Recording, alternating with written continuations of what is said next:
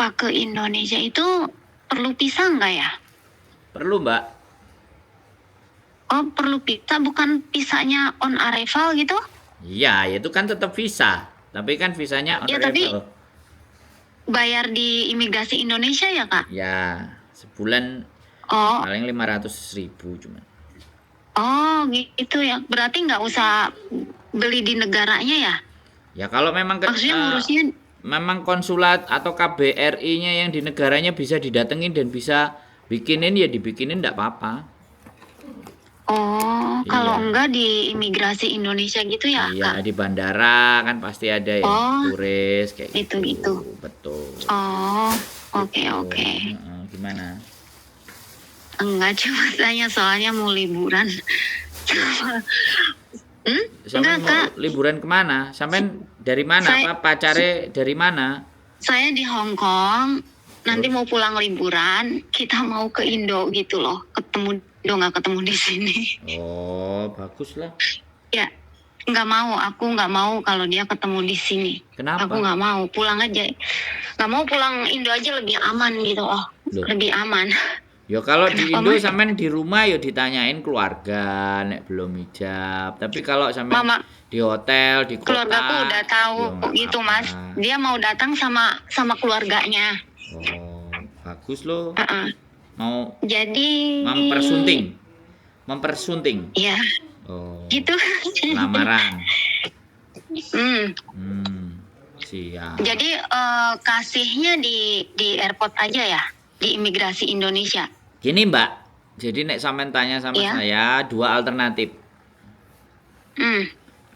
Alternatif pertama ya udah dia dari negara mana, nomor telepon KBRI di negara itu tanyain.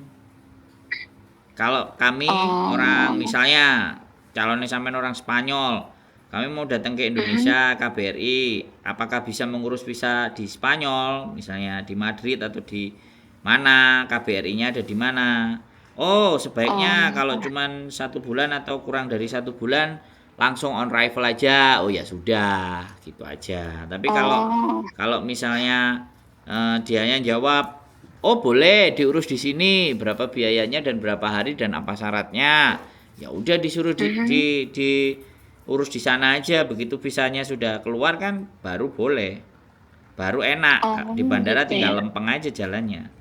Itu plan B, plan C terserah. Jadi ditanyakan dulu boleh, karena sekali lagi kan saya kan nggak pernah ya.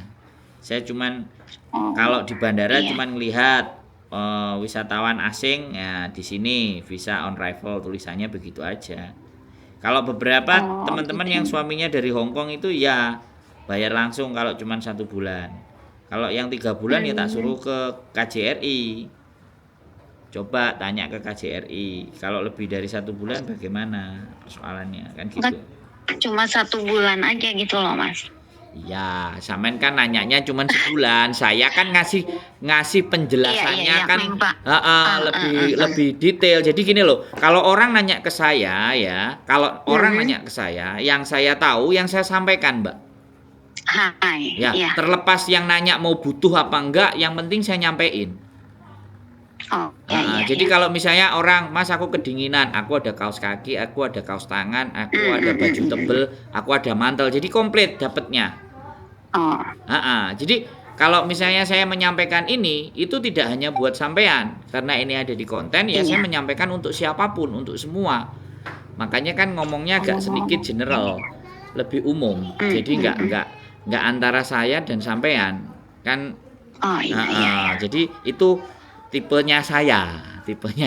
Jadi berusaha tahu. memberikan informasi yang setidaknya, nah tanyanya 1 tapi dapat pengetahuannya 5 lah. Iya, betul. Itu yang enak gitu loh. Jadi yang nonton, yang dengerin juga oh ya paham, oh begitu ya, oh jadi begini gitu. Wes, apalagi yang sampai tanyakan? Mau dilamar tok, terus nikahnya di mana? Nikahnya di Hong Kong, di Indonesia apa di negaranya sana? Nanti lihat. Sorry kepo ya, sudah nggak apa-apa kalau nggak mau diomong. Nggak apa-apa, makasih banyak ya Mas ya. Oke, siap. Oke, bye-bye. Ya, bye-bye. Oke teman-teman semuanya, mau nanya calonnya dari Eropa. Ya Eropanya bagian sebelah mana kan kita nggak paham dan kita nggak tahu. Tapi yang jelas kalau ke Indonesia memang ada visa on arrival. Tapi ada beberapa juga kalau ternyata di KBRI Indonesianya di sana juga melayani visa ya nggak ada masalah. Jadi berangkat udah tinggal cus saja. Tapi gitu aja. Makanya kita sebagai orang Indonesia ya boleh misalnya KBRI Belanda, KBRI Prancis, apa KBRI Spanyol, itu dicari terus bagaimana pengurusan visa. Ya namanya juga kadang-kadang orang-orang itu untuk mencari info-info itu kan lebih enak mudah nanya aja. Gitu aja. Makanya ada teknologi juga yang terbaru namanya ChatGPT. Ada juga Google Voice. Jadi kita nanya. Jadi Google-nya akan memberikan jawabannya melalui teks. Jadi apapun sebenarnya pengetahuan di sosial media itu sangat banyak sekali, sehingga bagaimana kita mau kalau memang males dan nyari infonya rasa-rasan ya udah telepon.